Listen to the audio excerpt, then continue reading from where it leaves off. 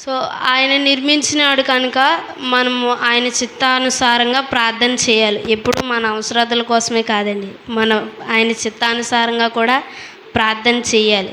ఆయన చిత్తానుసారంగా ప్రార్థన చేస్తే దేవుడు ఆలకిస్తాడు. అలా అని మనం అవసరతలు చేస్తే ఆలకించడానికి కాదండి, ఖచ్చితంగా ఆలకిస్తాడు. కాకపోతే దానికి జవాబు రావడానికి సమయం పడుతుంది. సో ఆయన చిత్తానుసారంగా మనం జీవించి మనం ప్రార్థిస్తే ఖచ్చితంగా ఆయన మనం ఏదనుకుంటున్నామో అది చేస్తాడు. రెండవదిగా మొదటి రాజుల గ్రంథము 8వ అధ్యాయం 35వ వచనం. పాపముల నిమిత్తము ప్రాయశ్చిత్తం. ఆయన ఎదుట మన పాపములను విడిచిపెట్టి ఆయన ఎదుట పాపములను కన్నీరు విడిచి ప్రార్థన చేయాలండి. అంటే మన పాపములు అంటే ఏంటండి? మనం ప్రార్థన మానేయడం, సమయానికి ప్రార్థనకు రాకపోవడం, ఇలాంటివే కాదని ఇంకా చాలా ఉంటాయి. మనం ఏంటో మన మనసుకు తప్ప, మనకు ఆ దేవుడికి తప్ప ఎవరికీ తెలియదండి. సో మనము ఆయన చిత్తానుసారంగా ఆయన ఎదుట పాపములను ఒప్పుకొని కన్నీరు విడిచి ప్రార్థన చేస్తే ఆయన ఖచ్చితంగా ఆలకిస్తాడండి. ఆయన మన పాపాలను తుడిచి మనల్ని పరిశుద్ధంగా నిర్మించి ఆయన పరిచర్యలో ఇంకా అత్యధికంగా వాడబడే ధన్యత ఆయన మనకు ఇస్తాడు. మూడవదిగా 2 దినవృత్తాంతాల గ్రంథం 7వ అధ్యాయం 14వ వచనం. మనం గొప్పలు చెప్పుకోవడం అంటే ఇందులో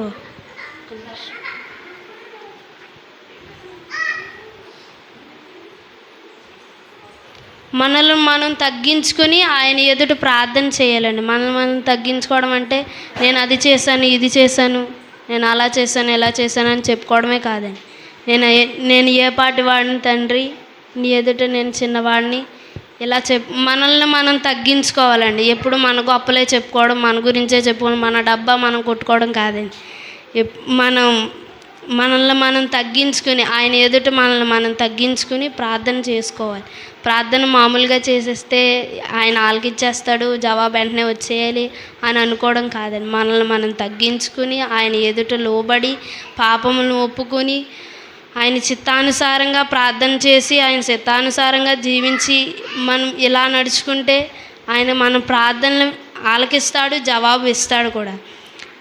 మనల్ని మనం తగ్గించుకోవాలండి. ఎప్పుడు మన కోసం మనం చేసుకోకూడదు, పక్కవారి కోసం ఎక్కువగా చేస్తుండం. మన కోసమే మనం చేసుకుంటూ మన స్వార్థం మనం చూసుకోకూడదండి.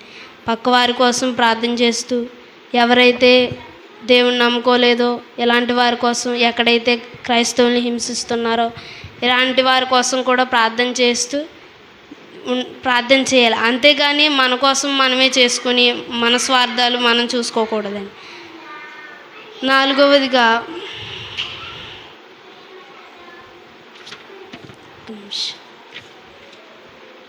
ఎజ్రా 10వ అధ్యాయం 1వ వచనం.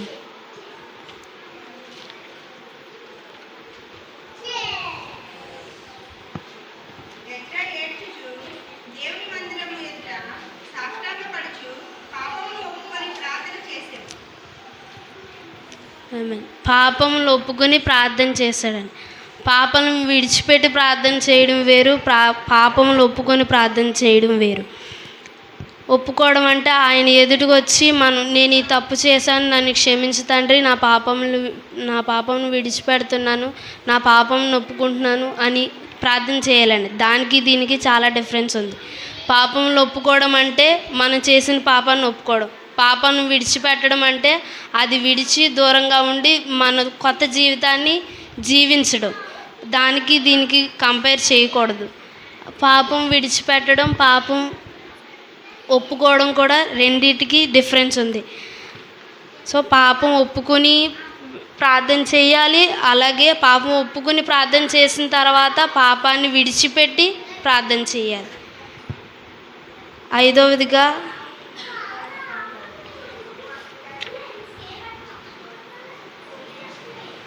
నెహెమ్యా గ్రంథము 1వ అధ్యాయం 6వ వచనం. దీవారాత్రములు ఆయన సన్నిధానంలో ప్రార్థన చేయాలి. దీవారాత్రములు అంటే పగలు రాత్రి తేడా లేకుండా ప్రార్థన చేయడం. అంటే మీరు అనుకుంటారు, ప్రార్థన చేయడం అంటే పగలు రాత్రి ఎలా చేసేద్దాం, మా పనులు మేము చేసుకోకూడదా అని అనుకోకుండా, ఖాళీ దొరికిన సమయాల్లో పక్కింటికి వెళ్ళి సోది పెట్టకుండా మనం ఇలా అన్నెసెసరీగా మాట్లాడుకోకుండా మన ప్రార్థన ఏ పని చేస్తుండగా కూడా మనం ప్రార్థన చేసుకోవచ్చు. దేవా నన్ను దీవించు, నన్ను ఈ రీతిగా నిలబెట్టినందుకు నీకే వందనాలు. ఇలా మనం నడుస్తుండగా, పని చేస్తూ ఉండగా, ఏం చేస్తున్నా కూడా మనం ప్రార్థన చేయొచ్చు. సో ప్రార్థన అనేది చాలా ముఖ్యమైన అంశం మన జీవితంలో. ప్రార్థన చేసిన వెంటనే జవాబులు రావట్లేదని నిరుత్సాహపడిపోకూడదు. జవాబు రావట్లేదని చెప్పేసి చాలామంది దేవుడు నాకు ఏం చేశాడు, దేవుడు నా ప్రార్థన ఆలకించట్లేదు, అసలు దేవుడే లేడు, ఎందుకు దేవుడు నాకు ఏం చేశాడు అని అస్సలు అనుకోకూడదండి. ప్రార్థన ఆయన ఆలకిస్తాడు ఖచ్చితంగా. మనం ఏ ప్రార్థన చేసినా ఆయన ఖచ్చితంగా ఆలకిస్తాడు. ప్రార్థన ఆలకించే దేవుడు ఆయన. కాకపోతే మనం ఏ రీతిగా ప్రార్థన చేయాలి అనేది మనం నేర్చుకోవాలి. సో ఈ విధంగా మనం ప్రార్థన చేస్తే ఆయన ఖచ్చితంగా ఆలకిస్తాడు.